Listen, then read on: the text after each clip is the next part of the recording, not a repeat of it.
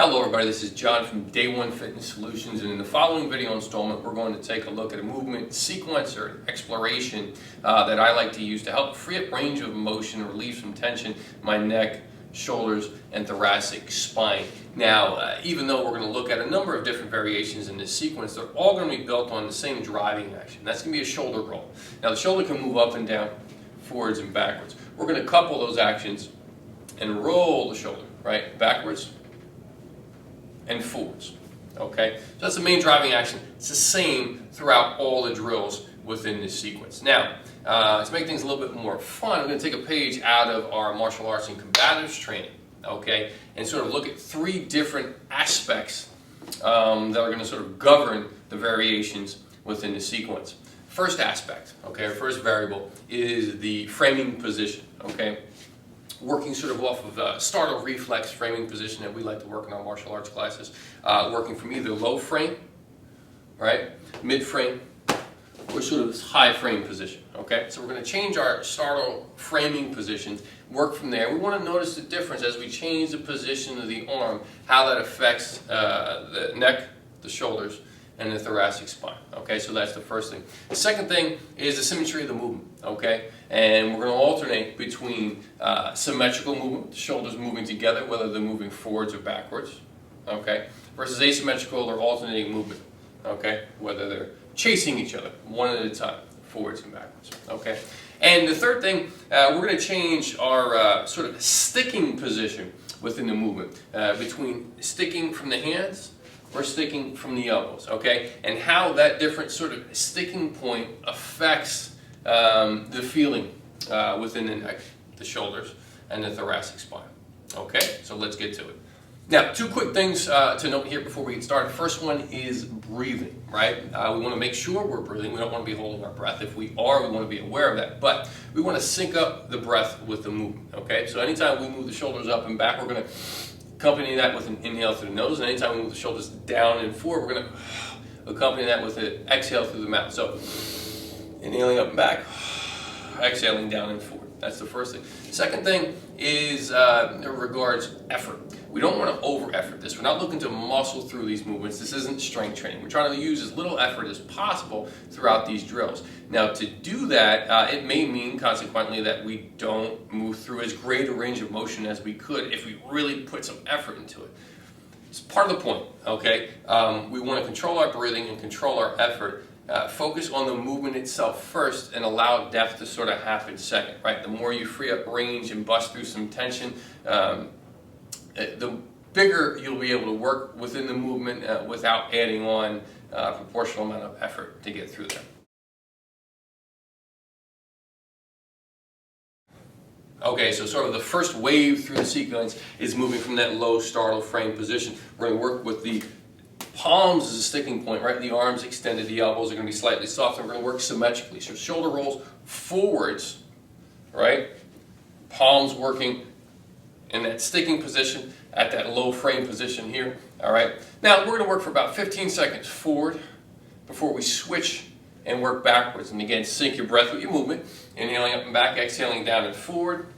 All right, I'll spin for you so you can see this from all angles. We're going to work this for about 15 seconds before we switch and move into alternating shoulders rolling forward. Again, this low frame position, palms are the sticking points, okay? We're not looking to move through discomfort or pain. We want to stay just below that radar, all right? And then we'll work 15 seconds alternating backwards, still sticking with those palms. Shoulder rolls are the drivers, okay? Starting slow and shallow before you move up. You can add a little speed and heat to it, but again, don't increase the effort so much to do that. Try to relax through that. Okay, so 15 seconds each direction. For the second heat or wave of the movement exploration sequence, we're going to move to that sort of mid-frame startle position. Okay, and we're going to start out symmetrically moving. Palms are the sticking points. Shoulders rolling forward. Right, inhaling up, exhaling down. 15 seconds. Rolling them forward. Now you're going to notice automatically a difference in sensation, most likely through the traps, even through the T-spine a little bit, maybe through your neck, at the mid-frame compared to low frame. We're going to switch, start rolling those backwards. Again, the shoulder rolls are the driving action. right? Trying to relax through this. Take note how much tension you have in your face, right? Does your blood pressure increase at all when you're working this action compared to the low frame position from here? 15 seconds alternating forwards. Palms are still the sticking points, right? We're still driving through the shoulders. All right, 15 seconds alternating forwards before we switch.